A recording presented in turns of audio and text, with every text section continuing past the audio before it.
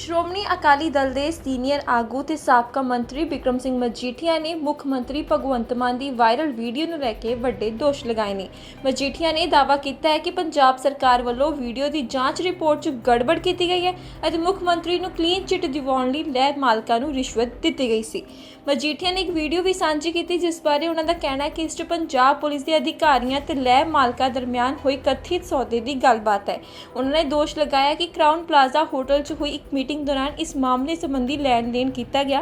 अकाली आगू ने कहा कि जेकर अजिही वीडियो किसी होर व्यक्ति नाल जुड़ी हुंदी तां सिख पंथ वालों सख्त रुख अपनाया जा सकता सी। उन्होंने दोष लगाया कि गुरु साहिबाना की तस्वीर नाल जुड़े विवाद च कार्रवाई इसलिए नहीं की गई क्योंकि इस मामले नाल मुख मंत्री का नाम जुड़िया होया है। मजीठिया ने यह भी कहा कि लैब नाल संबंधित जानकारी सामने लियाउण वाले जसप्रीत सिंह जस्सी की जान नूं खतरा है। उन्हां दा केंद्र सरकार अते हरियाणा सरकार तो जसप्रीत अते उसदे परिवार की सुरक्षा यकीनी बनाउण दी मांग की है। इस मामले ते खुद जसप्रीत जस्सी भी सामने आए ने। उन्होंने की कहा वो भी सुनो। मेरा नाम जसप्रीत सिंह है और मैं फॉरेंसिक एक्सपर्ट हूँ। हैंड राइटिंग और पोस्टल डॉक्यूमेंट्स की मैं रिपोर्ट देकर रहता हूँ। बहुत सारी कोर्स में देता हूँ जिसमें एक कोर्ट की जाना की है। आज मेरे को ये वीडियो बनाने इसलिए पड़ रही है क्योंकि मैं रिसेंटली मैंने किसी सरकारी अफसर की मदद करी थी। अब मुझे पंजाब पुलिस से खतरा महसूस हो रहा है और मेरे घर वालों को भी खतरा महसूस होने की लग रहा।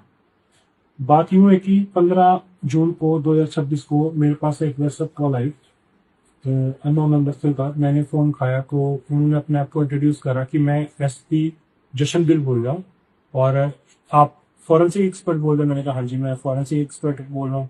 कहते जी एक रिपोर्ट बना दी है। तो मैंने कहा ठीक है आप भेजिए डॉक्यूमेंट्स वगैरह भेजिए, जिसको भी डॉक्यूमेंट वगैरह मैं देख लेता हूँ फिर उसके बाद ही आपको बात करें। क्योंकि डॉक्यूमेंट नहीं है एक वीडियो है। वीडियो मैंने कौन सी वीडियो कहते अभी जो बहुत वायरल हो रखी है जिसमें भगवंत मान वगैरह दिखाए गए हैं वो उसके डीएलपी वगैरह का कोई ऐसा वीडियो था।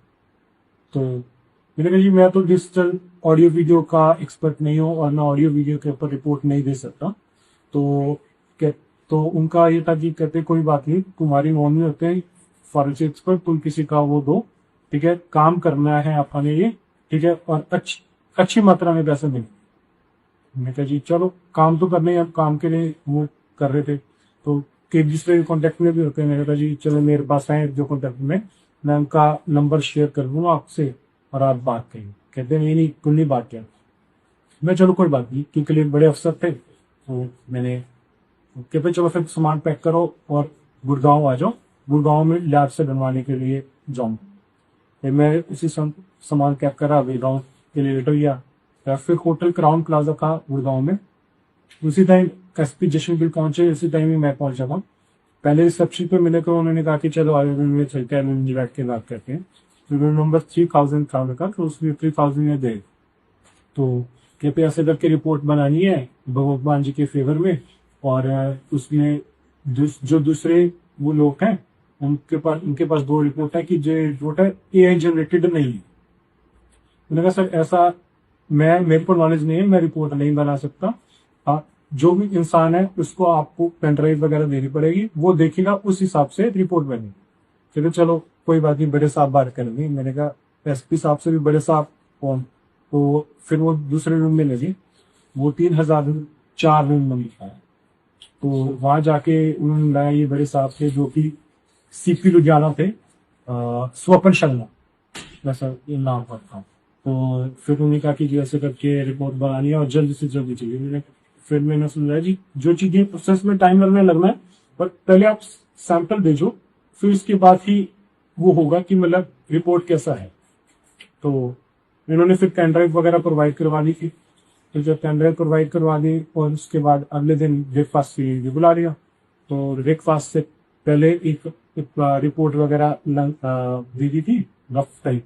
तो उसके बाद फिर उन्होंने बोला कि ओपिनियन जो थे 2 ओपिनियन थे जिसमें फिर उन्होंने अमेंडमेंट करवाया। जैसी रिपोर्ट आई मेरे पास एक्सपर्ट थी मैंने आगे फॉरवर्ड करी, ठीक है क्योंकि मेरे को कोई नॉलेज नहीं थी किस तरीके से क्या चीजें पॉइंट होके लानी थी। तो जो एसपी साहब थे जशनदिल उन्होंने फिर कुछ अमेंडमेंट्स करके रिपोर्ट में तो वापस भेजे कि इसको ये चीजें करवा दो और वो चीजें आप मैंने आगे फॉरवर्ड कर दी। फिर उसी बेसिस पे जैसा रिपोर्ट का फॉर्मेट बन के आ गए। तो ब्रेकफास्ट के टाइम फिर मैंने दूसरे इंसान का भी रेफरेंस दे दिया था, ठीक है, कि ये चीजें रिपोर्ट है और कि ये बना सकता है, ठीक है। तो उस टाइम फिर इन्होंने कोई उनके एक साथ में थे, तो उनको इन्होंने कहा कि इनको सामान दो।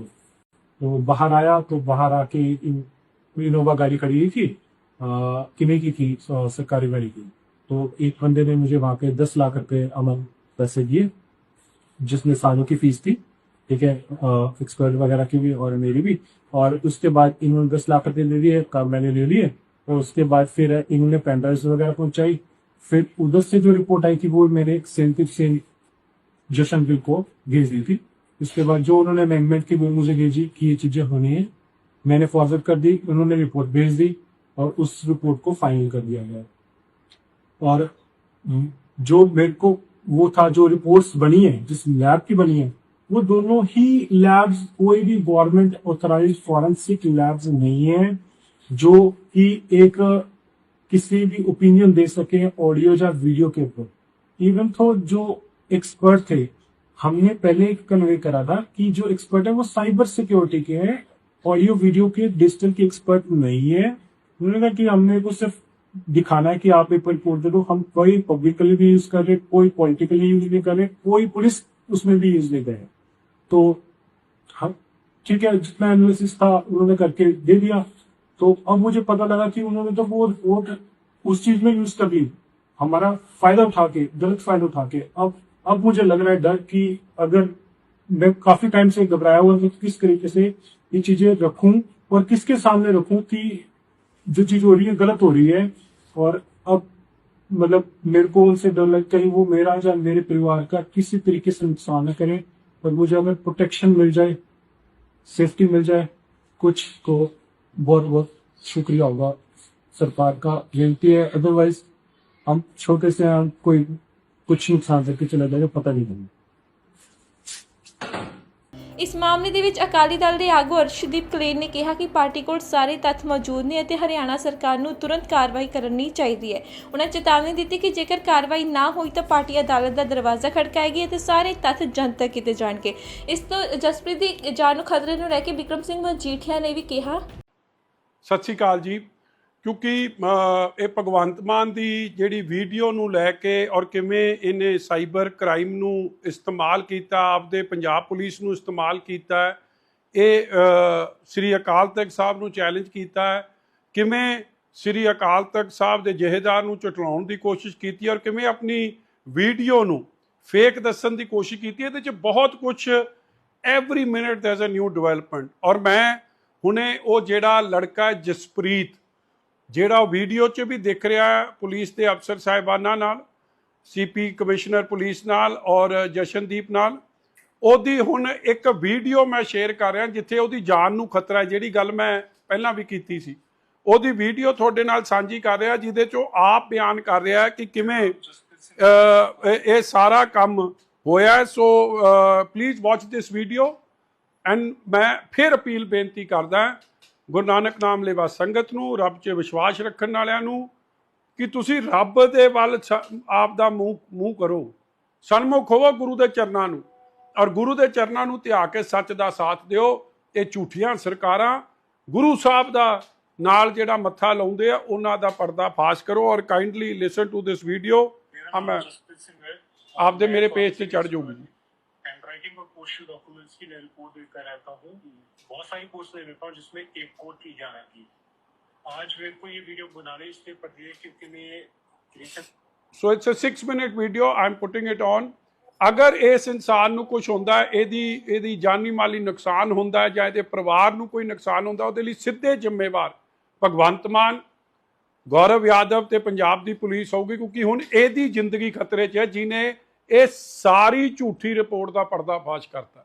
ਔਰ ਉਸ ਵਕਤ ਕੀਤਾ ਜਦ ਇਹਨੇ ਇਹ ਸਾਰਾ ਕੰਮ ਵੇਖਿਆ, ਇਹਨੇ ਵੀ ਮਨ ਬਣਾਇਆ, ਇਹ ਵੀ ਗੁਰੂ ਦਾ ਸਿੱਖ ਹੈ, ਕਿ ਮੈਂ ਗੁਰੂ ਦੇ ਨਾਲ, ਗੁਰੂ ਘਰ 'ਚ ਸੱਚਾ ਹੋਣਾ, ਇਹ ਝੂਠੇ ਭਗਵੰਤ ਮਾਨ ਨਾਲ ਨਹੀਂ ਖੜਨਾ। ਇਸ ਲਈ ਮੈਂ ਇਸ ਨੌਜਵਾਨ ਵੀਰ ਦਾ ਵੀ ਧੰਨਵਾਦੀ ਹਾਂ, ਮਗਰ ਇਹ ਸੱਚਾਈ ਤੁਹਾਡੇ ਸਾਰਿਆਂ ਦੇ ਸਾਹਮਣੇ ਆਵੇ ਔਰ ਤੁਸੀਂ ਸਾਰੇ ਇਸ ਵੀਡੀਓ ਨੂੰ ਦੇਖੋ। ਬਹੁਤ ਬਹੁਤ ਧੰਨਵਾਦ। ਹਾਲਾਂਕਿ ਇਹਨਾਂ ਦੋਸ਼ਾਂ ਦੀ ਅਜੇ ਤੱਕ ਕਿਸੇ ਸੁਤੰਤਰ ਏਜੰਸੀ ਵੱਲੋਂ ਪੁਸ਼ਟੀ ਨਹੀਂ ਹੋਈ ਹੈ ਅਤੇ ਨਾ ਹੀ ਇਸ ਸੰਬੰਧੀ ਸਰਕਾਰੀ ਪੱਖ ਦੀ ਵਿਸਥਾਰਪੂਰ ਪ੍ਰਤੀਕਿਰਿਆ ਸਾਹਮਣੇ ਆਈ ਹੈ।